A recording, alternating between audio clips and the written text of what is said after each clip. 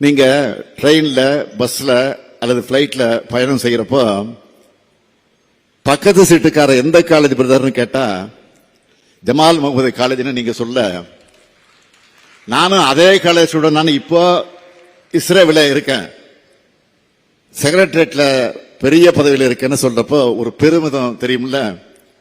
அதுதான் இந்த காலேஜுடைய கெத்து. ஓல்டு ஸ்டூடெண்ட் போல நாமும் வருவோம்னு உங்க மனசுல உருவாகிற நம்பிக்கை தான் காலேஜ் உங்களுக்கு தரக்கூடிய கான்பிடன்ஸ் சர்டிபிகேட். உங்களுடைய முன்னாள் மாணவர்கள் லிஸ்ட்ல பல ஐஏஎஸ், ஐபிஎஸ் அதிகாரிகள், நீதிபதிகள் கூட இருக்காங்க. ஏன் நம்ம தமிழ்நாடு கேபினெட்ல 2 மினிஸ்டர்ஸ் உங்க காலேஜில் படிச்சு உருவான மாண்புக்குரியவர்கள். ஒருவர் மாண்புமிகு கே நேரு, மற்றொருவர் மாண்புமிகு MRK பன்னீர்செல்வம். உங்க சீனியர்ஸ் எங்க கேபினெட்ல சீனியர்ஸ்.